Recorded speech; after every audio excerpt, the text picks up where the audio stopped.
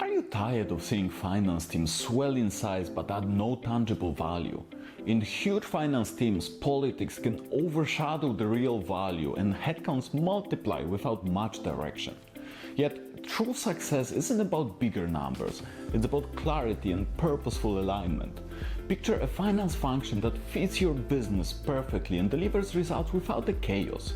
Let's uncover how a streamlined, priorities-driven structure can transform your organization. And yes, it's easier than you think once you ditch the empire-building mentality. Welcome!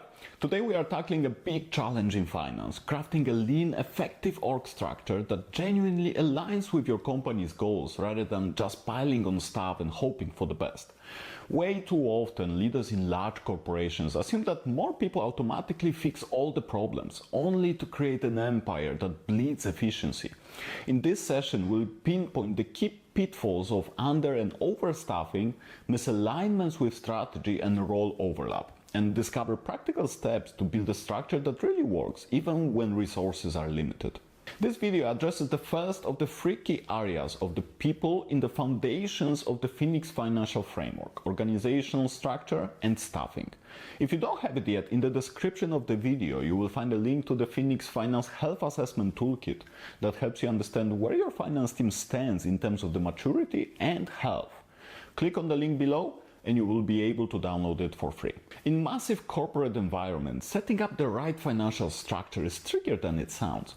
First, you have multiple leaders, each wanting extra resources to fuel their own agendas, so conflicts will inevitably arise. Second, there are two classic blunders. The first is simply throwing extra people at a problem, hoping that the brute force will actually solve it. And the second is building one's personal empire, collecting more staff and bigger budgets just to boost prestige. Both lead to confusion, duplication of effort, and bloated overhead that weighs down the entire finance structure. This is an important area for you to be able to navigate, especially between your own priorities, those of your peers, and what the ultimate priority of the business is. Recognize upfront that resources in finance, like everywhere else, are finite.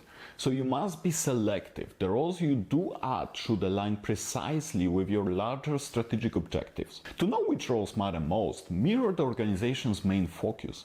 If the big push is commercial expansion, for example, you want a stronger commercial finance team backing up marketing and sales. Conversely, if the leadership's big obsession is profitability or cost management, for example, you would reinforce operational or fixed cost finance that watches overhead. But it's not enough to copy what's trending. You need to confirm whether critical areas have enough staff too. If they are short-handed or missing a vital skill set, you will see operational hiccups or subpar decisions. Meanwhile, keep an eye on departments that might be overstaffed with less strategic relevance. It's a balancing act. You make sure each priority area stands on solid ground but avoids overloading non-essential corners. And this is where the tricky part is. You will need to define where you can get satisfied with just enough quality of the process so that you can redeploy those resources in the areas that you really want to focus in, the areas that you want to stand out in your structure. But even the most perfectly designed org chart can fail if half of the roles remain vacant or are filled with high turnover staff. So after you figure out which roles matter, ask, can we fill them up with quality people and keep them around long enough?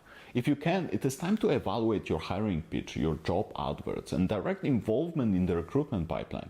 Are you personally guiding the process, or do you rely fully on HR without any alignment? On the other hand, what is the level of your staff turnover? Remember, if staff keeps quitting, maybe they feel undervalued or see no real growth path. By addressing these pain points, be it leadership or uncompetitive conditions, you not only secure stability but also ensure that day-to-day tasks run smoothly. Sometimes it takes tough internal changes to fix these issues, but that's better than ignoring the constant churn. And above all, the higher the turnover, the more difficult it will be for you to fill those roles on time, further driving dissatisfaction with the current staff and adding fuel to the resignations. It's very easy to enter a vicious circle here, of people leaving, you not being able to fill the vacancies fast enough, which further drives resignation. If you find yourself in the circle, prioritize the churn. You do want to minimize it first through an understanding of the real reasons behind it and addressing them as quickly as you can. Retention is critical. If you keep losing your best talent, the entire finance function suffers. So dive into each departure or hiring struggle, looking for root causes. Was it manager style, unclear job expectation, or maybe the pay scale? If you discover that the culture is unwelcoming or career growth is non-existent, that calls for serious reflection and is a big red flag for any new employees who will surely hear that from the public opinion about the company. You might want to introduce new policies or manager training so that employees feel recognized. Once you fix these deeper issues, you'll notice improvements in morale and fewer vacancies. Sure, it's not the easiest path. Some changes demand a cultural shift or a new reward structures, but it pays off by stabilizing the team, which in turn creates consistency and stability for your team to grow from there. In large or matrix-based finance settings, roles often overlap, leading to confusion and frustration. People might battle over who actually owns the budgeting process or who is responsible for certain audits or financial results. This chaos kills productivity and morale. That's why establishing a clear RACI structure, so who is responsible, accountable, consulted, and informed, makes a difference. By assigning a single point of ownership for each deliverable, you streamline decision making and avoid duplication. It also helps your staff breathe easier when they know exactly what they are handling. They can do it way better and faster. Don't fall into the trap of multiple owners. It just doesn't work. Yes, the teams will collaborate and work together, but there needs to be a clear distinction between their capacities and the decision-making power. When responsibilities are unclear, team members become anxious and just plain frustrated. They wonder, am I stepping on her toes or she is stepping on mine? That tension eventually leads to frustration and possibly burnout. But once you clarify boundaries and job scopes, you fit everyone's motivation because individuals appreciate how their piece fits the bigger puzzle. And let's face it, people crave that sense of unique contribution. If you eliminate shady overlaps and define each role's impact, you strengthen internal harmony and elevate the entire finance function's performance. So how do we bring this assessment to life? First, map current org structure and compare to the strategy. Start by listing all finance roles, linking each to key corporate goals such as growth, cost control, or innovation. Then see if any roles are duplicates or if important areas are understaffed. This alignment check ensures your structure actually supports the big picture. Overlay the process that each team owns and how much time it takes to execute them in the current environment. Then investigate turnover. If you've got persistent vacancies or high attrition, dig deeper.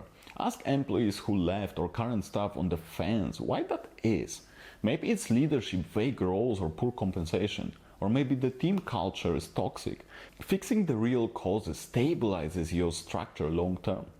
Then conduct a role overlap survey.